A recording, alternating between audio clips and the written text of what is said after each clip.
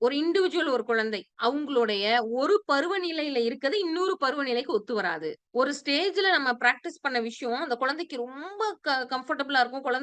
இப்ப மேடம் ஒருத்தவங்க ஷேர் பண்ணாங்க. இப்போ அந்த பர்ட்டிகுலர் ஏஜ் வர அந்த குழந்தை வந்து அந்த ஹேபிட்னால அந்த குழந்தைக்கு நெறைய நன்மைகள் நடந்திருக்கும். ஆனா, நம்முடைய அதே விதமான அப்ரோச் அந்த குழந்தையோட வேறு ஒரு வயதுல அதே அப்ரோச்சே நெகட்டிவ் இம்பாக்ட்ட உருவாக்கலாம். நான் சொல்றது உங்களால புரிஞ்சுக்க முடியுதா? இப்ப எடுத்துக்காட்டுக்கு மேடம் சொன்னது தான். அப்ப ஒரு குழந்தை தப்பு பண்ணுது அப்டின்னா, அந்த தப்ப நம்ம எப்படி கண்டிக்கிறோம் அப்டின்னா, ஏதோ ஒரு நம்பர் கையில காமிக்கிறாங்க. 1னா நீ தப்பு பண்ற, 2னா ஓகே, 3னா இப்டி ஏதாவது ஒரு சிம்பல் 2 சிம்பல் வச்சிருக்காங்கன்னு வைங்களேன். இப்டின்னு கை காமிச்சா ஏதோ தப்பு பண்றன்னு அர்த்தம். 2 விரல் காமிச்சாங்கன்னா, ஓகே நீ வந்து செய்றது சரின்னு அர்த்தம்னே வச்சுக்கங்க.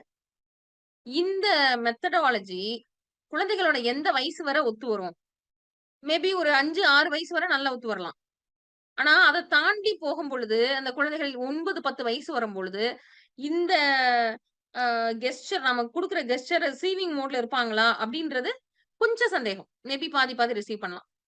இது அதே குழந்தை வந்து டீனேஜ்க்கு போம்போது, நம்ம இப்படி 1ன்னு விரல் காமிக்கிறது, 2 விரல் காமிக்கிறதையும் ரிசீவ் பண்ணுவாங்களா? மாட்டாங்களா? நிச்சயமா ரிசீவ் பண்ண மாட்டாங்க. இப்ப ஒரே பிராக்டிஸ் சக்சஸ்ஃபுல்லா அதே குழந்தைட்ட சக்சஸ்ஃபுல்லா இருந்த ஒரே பிராக்டிஸ் அந்த குழந்தையோட ஒரு ஏஜ்ல ஒத்து வரும். இன்னொரு ஏஜ்ல ஒத்து வராது. டாக்டர் சாலி ஜெயகல்பனா நேரடி வழிகாட்டுதலில் வாழ்வை மாற்றும் 100 நாள் சித்த முத்திரை பயிற்சி வகுப்பு விரைவில் தொடங்குகிறது. இப்போதே முன்பதிவு செய்யுங்கள். இது வெறும் பயிற்சி அல்ல, உங்கள் வாழ்வியல் மாற்றம். மேலும் விவரங்களுக்கு டிஸ்கிரிப்ஷனை பார்க்கவும்.